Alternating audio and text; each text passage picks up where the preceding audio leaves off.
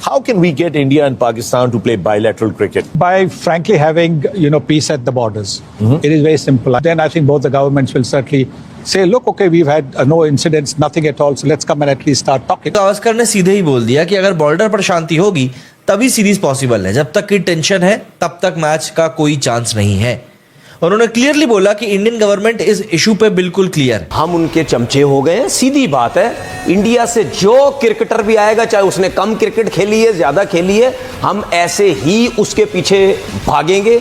हमें व्यूज चाहिए, हमें डॉलर चाहिए, हमें सब कुछ चाहिए। ये चैंपियंस ट्रॉफी जो टूर्नामेंट हो रहा है, पाकिस्तान को कहना चाहिए कि ले जाइए आप।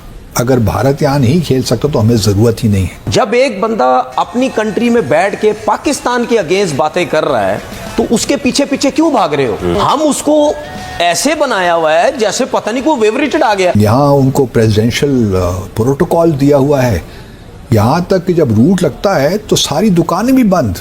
बिल्कुल, अवाम के लिए वो अज़ाब अलग है, तिजारत भी खराब। बिल्कुल, ऐसी क्रिकेट खेलने का फायदा क्या है? अब आप लोगों की दुआएं भी इस काबिल ही रही कि टीम जीत जाए।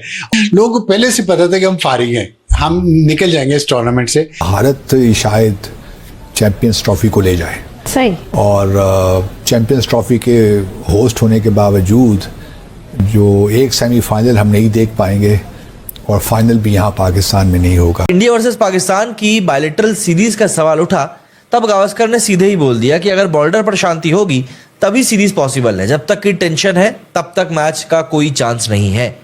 उन्होंने क्लियरली बोला कि इंडियन गवर्नमेंट इस इशू पे बिल्कुल क्लियर है।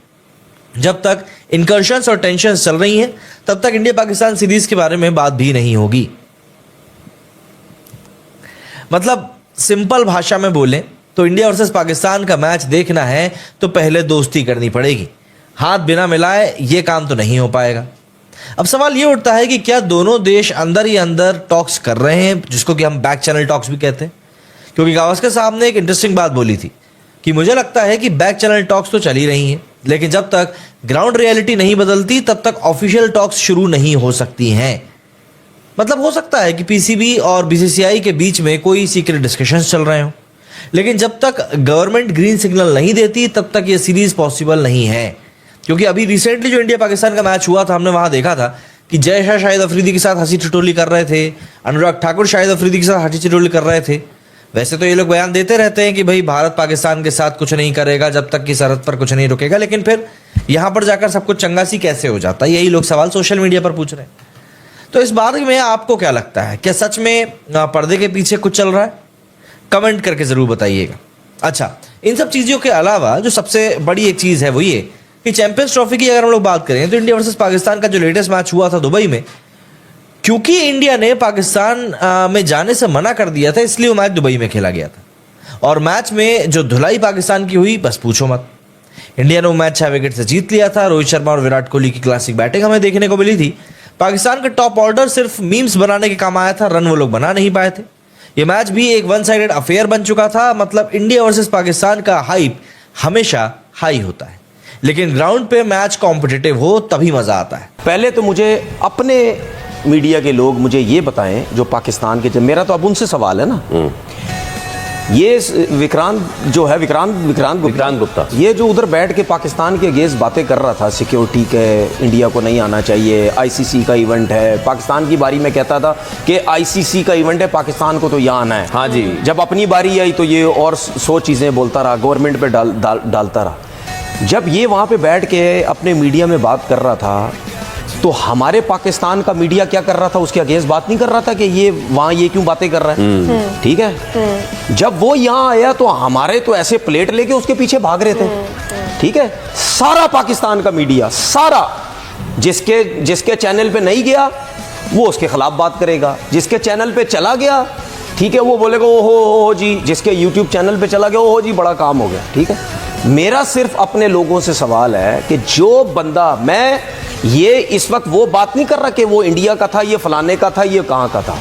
जब एक बंदा अपनी कंट्री में बैठ के पाकिस्तान के अगेंस्ट बातें कर रहा है तो उसके पीछे पीछे क्यों भाग रहे हो? आपने उसको वीजा दिया, ठीक है, देना चाहिए, बिल्कुल ठीक है, आए ग्राउंड आए, सब कुछ करे, अपना काम करे, जो उसका प्रोफेशन हो करके निकल जाए।